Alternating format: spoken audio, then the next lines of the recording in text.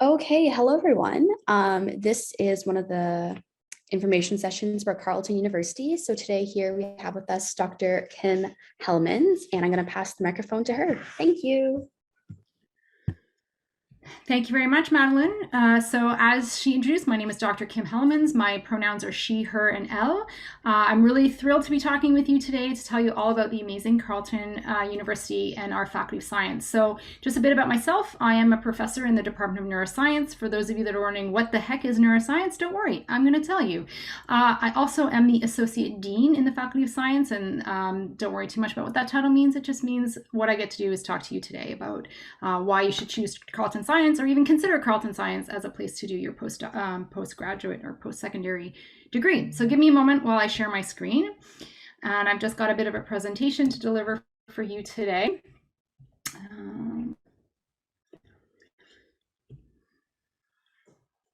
So Madeline, can you just give me a thumbs up that you can still see my presentation? Uh-oh. Yep, okay, perfect. So, as I mentioned, what I'm going to talk to you today about is why choose Carleton Science. You're all here at Canada-wide Science Fair. You obviously love science like I did, and you probably are considering doing some of your degree, part of your degree, your whole degree in science. So what about Carleton University is different? So I tell you, I was chatting with Madeline a bit ahead of time. I started my undergraduate, I did my undergraduate at McGill University. I then went to Queen's University for my PhD. I then did a postdoctoral degree at postdoctoral training at Cambridge University in England. I then did a second postdoc at the University of British Columbia, and now I've landed as a faculty position at Carleton University. So you could say I've been around the world and back again. I've seen a lot of different universities, and I can tell you wholeheartedly how much Carleton University is really an amazing institution to be as an undergraduate. Why is that? So first of all, as I hope that you can see from my warm welcome, as a university and as a faculty, we are very much dedicated to student success. I'm going to talk a little bit more detail about that in my presentation. We also have a lot of brand new infrastructure, beautiful state-of-the-art labs that you as a student would not only be learning in, but also doing research throughout your undergraduate degree. We have a very strong sense of community. I really truly adore my colleagues. I love coming into work every day, and you as a student are going to feel that, and you are going to hopefully experience this through your relationships with the student society. So again, I'll talk a little bit more about that. And then at Carleton, we really have a focus on what's called experiential learning, which is learning by doing. It's all well and good to be sitting at home watching a lecture on a screen, or indeed sitting in a classroom and listening passively to an instructor.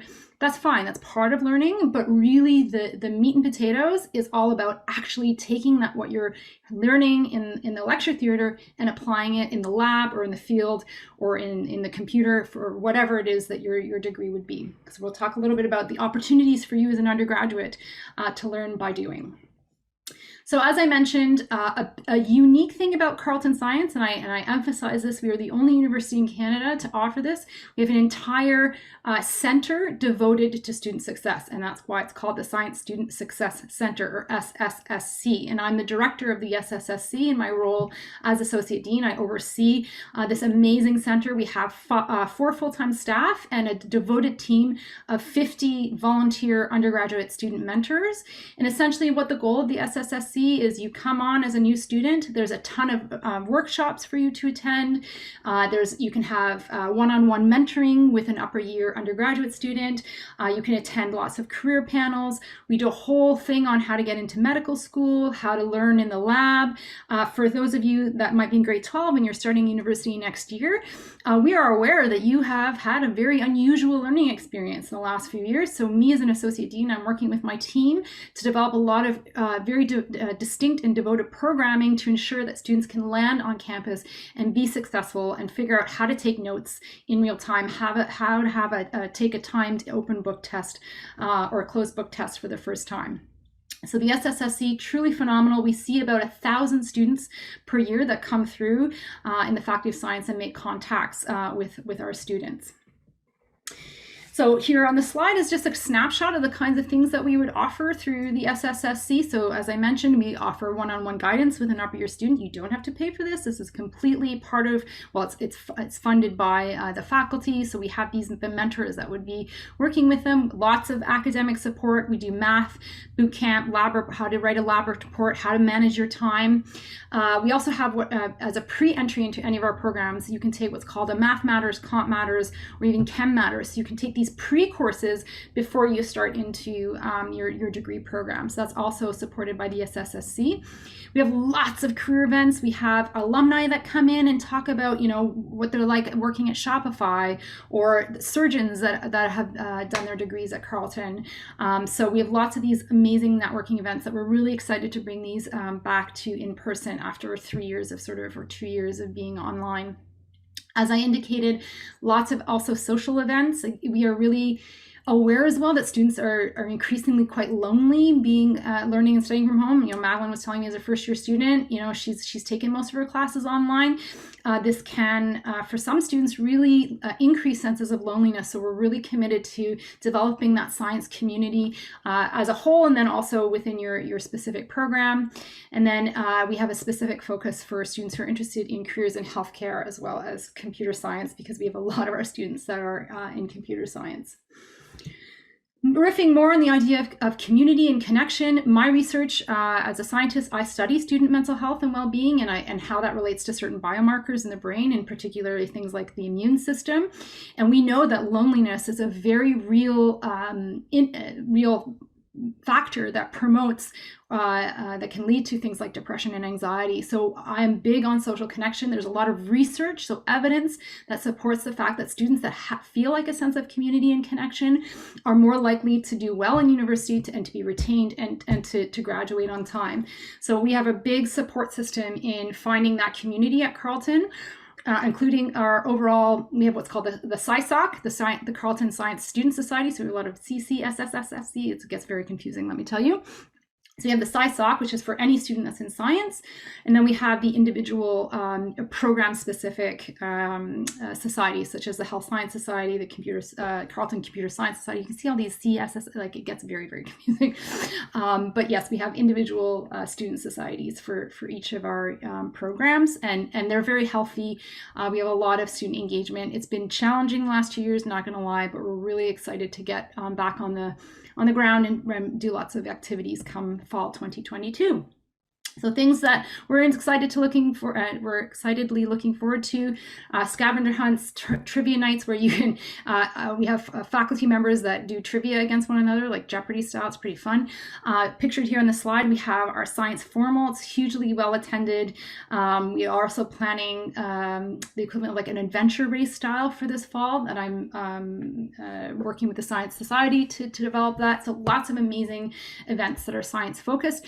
For the first time as well, this fall we'll be having a unique science-only Frosh Week. And then we've been lobbying for that for many years, and we're really excited and thrilled to be offering that to our students this coming year. As I mentioned, one of the other strengths of Carleton University in science is this experiential learning piece, learning by doing. So we have a lot of opportunities for students to come in and really engage with science. So for example, many of our programs offer a co-op component of the program. So you can definitely look into that. If you go to the Carleton 360, you can check that out. Most of our programs do have co-op. I oversee what's called the Dean's Summer Research Internship, which is again another unique feature of the Carleton Science program. After your first semester as a science student, if your grades are about an A- or higher, it's a 10 out of a 12.0 GPA, you're invited to apply for what's called this DSRI position. And it means that you work with a professor throughout the summer on a research program, and you're paid full-time, which is an incredible opportunity after your first year. We gave out about 56 awards this past summer. I have a student working for me, Rachel Caravaggio. She's in the Interdisciplinary Science and Practice program with a minor in neuroscience, and she's developing all these really cool infographics on the research that I do around student mental health and cannabis use on campus. The other related experience is something called an NSERC USRA. It's another paid research opportunity, but you need to be in second year or higher to engage with the NSERC. So that's why we created the DSRI as a sort of way to fill in the gap for our first year students. You can also earn class credit. So we have what's called the Students as Partner program as well now. I also have a Students as Partner program, again, a paid opportunity where I have a student that works with me to help develop some of my course content for any of my classes. So that's pretty spectacular, pretty unique to Carleton. I've had students that have published their work as a result of working with me on the Students as Partners program. We had a whole special issue published in the International Journal of Students as Partners just this month as well, with 2 of my students as authors on those publications, which is pretty awesome. Lots of internship opportunities. You can see pictured on the slides the kinds of experiences our students can go anywhere in the world to do these kinds of research opportunities, as well as working in the field. And I've got a tweet from Justin Trudeau a few years ago congratulating Carleton University on our new partnership with Shopify, which is pretty cool. I want to emphasize the fact that while, university it's a place where our faculty members do research, but we also teach, and we're also in the classroom. Carleton University is considered what's called a comprehensive university, as opposed to a medical doctoral or primarily undergraduate. Comprehensive means we offer PhD programs, but we don't have a medical school. And what that means as well is that our faculty members do more teaching than faculty members that would be at a medical doctoral, such as the University of Ottawa or University of Toronto. You might think, oh, that means that we're lesser than. Actually, no, it's to your benefit as an undergraduate student when you have university professors that are actually doing the teaching, right? So we have these top tier research faculty that are also dedicated to teaching. So I've got pictured on the slide some examples here. We have a female physicist, Manuela Victor, who is like amazing, and she does like world-class research, and she was recently selected as a spokesperson for Atlas at CERN, which is absolutely unreal. Steve Cook as well, he's considered one of Canada, internationally, one of the most cited environmental scientists globally, and he just loves teaching. He loves being in the classroom. Here he has a tweet saying he's getting ready for his field course. He just really loves taking students out on the boat and teaching them everything to know about fishing. And then 3 of my neuroscience colleagues there winning teaching awards one year. So really, really dedicated university teachers, really, really excited to be in the classroom teaching students the most hottest recent research. I talked about our facilities. So we have state-of-the-art research facilities at Carleton. I can tell you as a neuroscience faculty member, our program was growing, and we were recently allocated a new building. And that is the Health Sciences building, which houses both the Department of Health Sciences and the Department of Neuroscience. And we have these beautiful new facilities. I'll talk about them momentarily when I talk about our neuroscience programs, but you can see that's the Health Sciences picture on the right, and then on the left is what's called the Chemistry Super Lab. Beautiful, like $1 million microscopes that our students are using, that they can image a living cell in the microscope and actually see it. You can see like the glial cells sending out their phelopods in real time as you're in the lab, which is just unreal. I never would have had those experiences as an undergraduate student.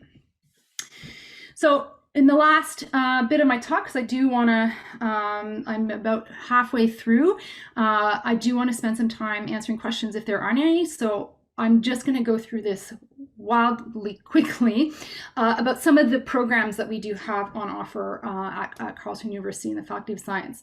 So first of all, we have physics. Obviously, I talked about one of our physicists. There she is again, Manuela Victor. So we have 2 overall programs. You can do an applied physics or just straight up vanilla physics. Applied physics involves elements of computing and electronics. Interestingly, you can also add a minor in business. And then within the general physics stream, you can also specialize in things like astrophysics or experimental or theoretical physics. And there's lots of opportunities for students to do combined honors. So often we'll see students combine it with an honors in chemistry or biology, math, or engineering physics. So there's lots of ways that you can sort of develop and curate your own degree. I do want to shout out the fact that our physics department, also one of the faculty members, is another associate dean, and her portfolio is equity, diversity, and inclusion.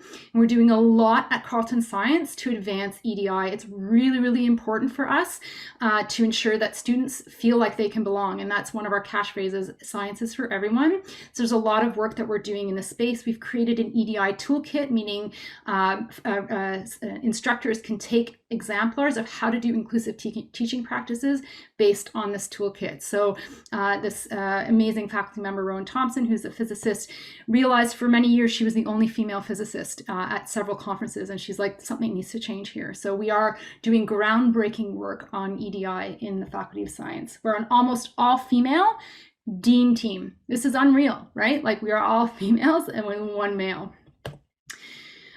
We also have biochemistry degrees. So we have, again, the vanilla biochem, which is like essentially looking at the chemical structures of cells, right? It's chemistry at the cellular level.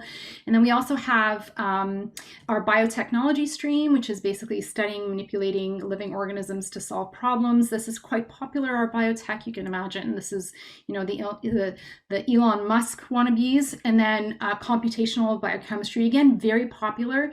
We're seeing, in terms of employability, a lot of future employers are really, really keen for students to have skills in analyzing and understanding big data sets. And certainly in that computational biochemistry stream, there's a lot of ability for students to gain those kinds of skills.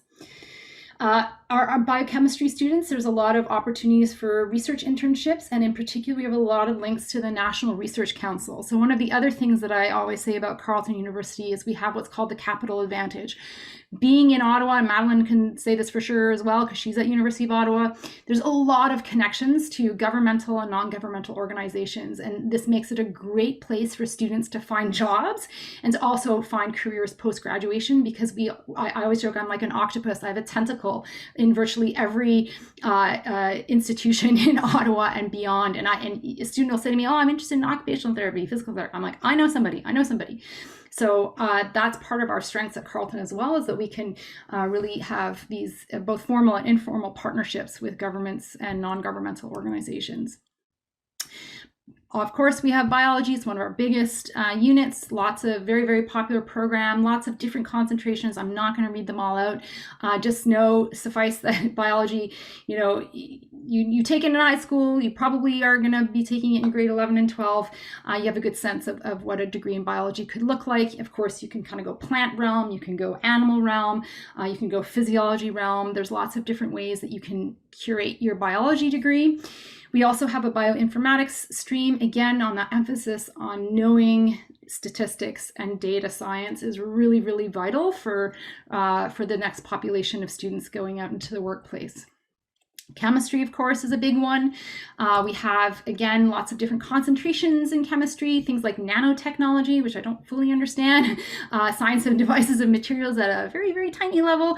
And then, of course, toxicology, what makes somebody sick, you know, solid acid facet venom, as I've heard, like only the dose makes the poison. So understanding how certain chemicals can be toxic to the environment as well as various organisms. And then our nanoscience program is a joint program with electrical engineering. So again, there's lots of these connections both within science and external to science. Like I mentioned, we have a really good collegial relationship with different units across campus. So if you're a student, you're interested in XYZ, we can curate a degree within reason to map onto your own interests. Within the Department of Chemistry, we also have a unique program called Food Sciences, which is a really cool program. There's a lot of emphasis on what I'd say is very topical content given climate change, right? So there's an emphasis on things like food safety. How do you make sure that what you're eating is actually what you're eating? There's a lot of this information now. You get fish at the market and you think you're eating cod, but it's actually halibut. Apparently there's not as much regulation of this as we would believe. Food security, so ensuring that we have sustainable agri-food practices. So we have one of our graduate students is looking at like crickets as a sustainable food source. Who knew, right? And also food quality.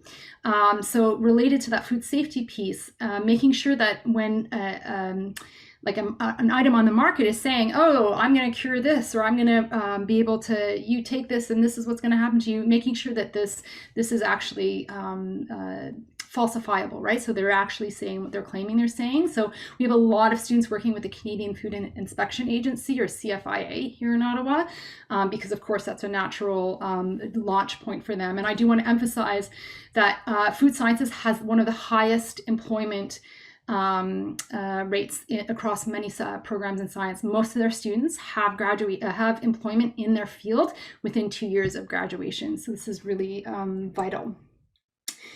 Earth Sciences is another one of our fantastic programs. As you can imagine, lots of emphasis on like things like, knowing what our mineral sources are. Like, I didn't even know that rare minerals are really important for things like this, your cell phone, right? And I don't know how much everybody's heard, like the Ukraine is apparently one of the major sources of a lot of these rare minerals that are required to make a lot of chips. And this is why cars are in short supply. A lot of electronics is because right now, because of the geopolitical issues in the Ukraine, we are really being limited with these kinds of sources, and that has having obviously a major impact on society. So going to earth sciences and really understanding more about these resource economics is a huge element of particularly climate change as well.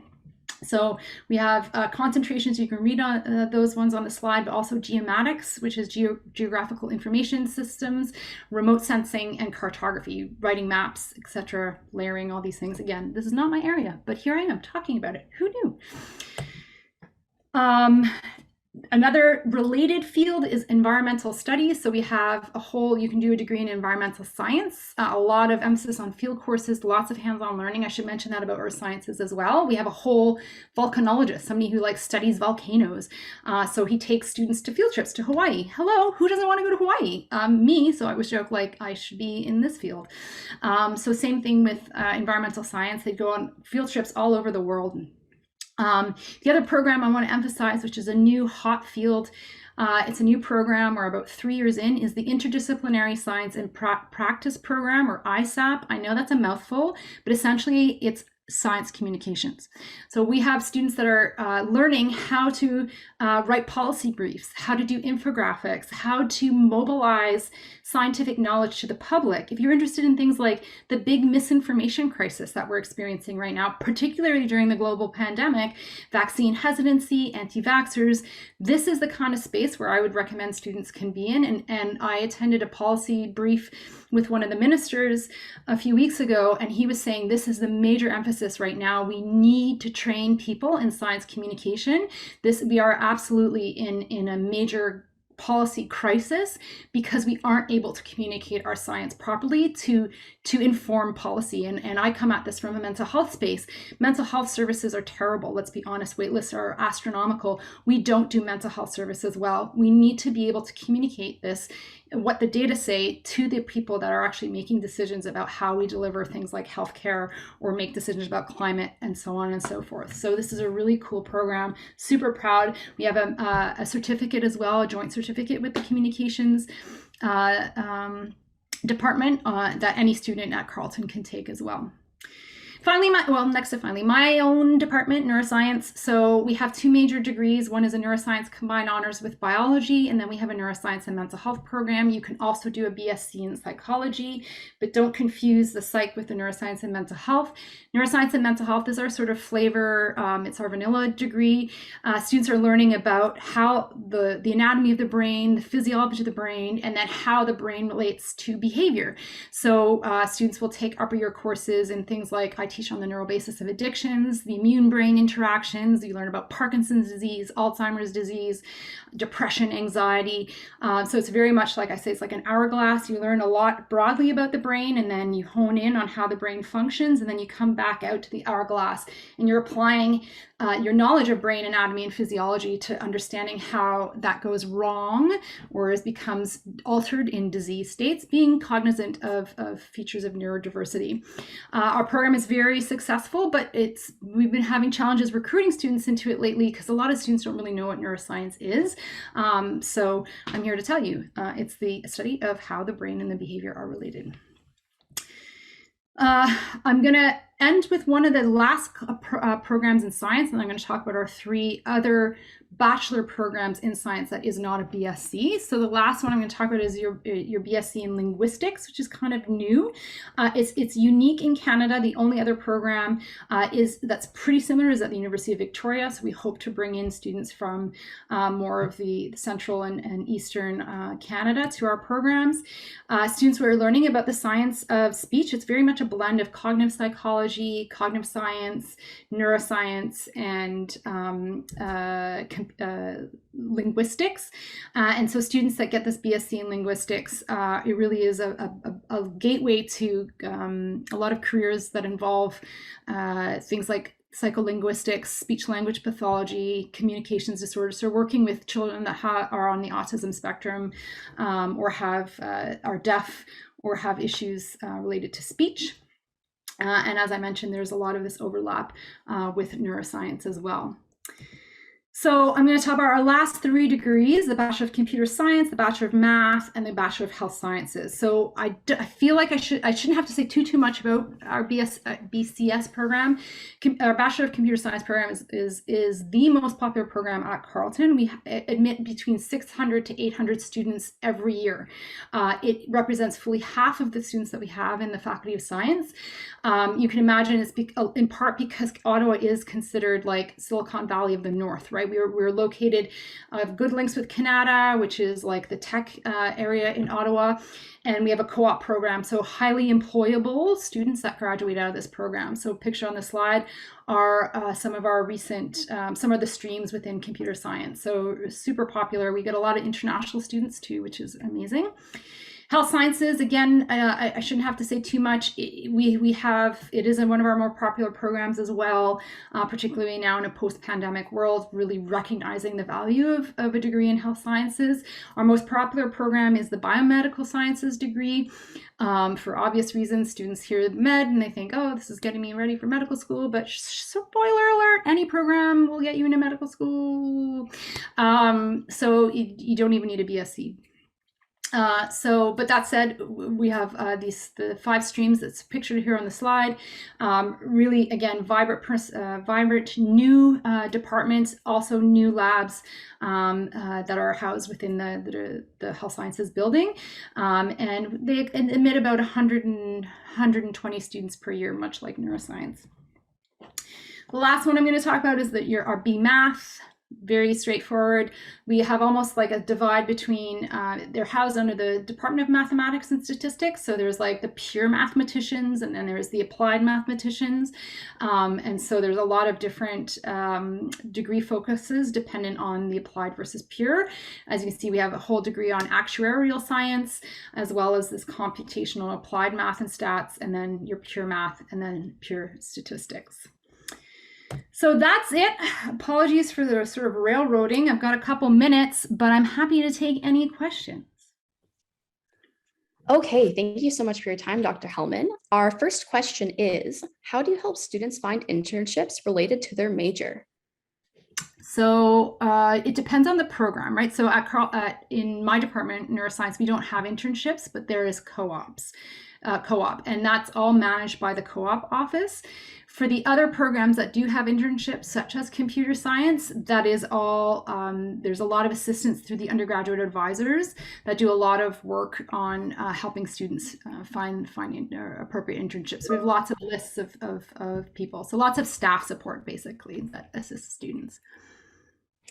Okay, we have another question is, what would you advise for students who want to make connections with the professors during their early years of university when they are first starting and their classes are larger? Excellent question, and I can tell you, so I teach a first-year class, the first-year neuroscience course, and I've had up to 600 students in the class, and I pride myself on really making the effort to get to know my students.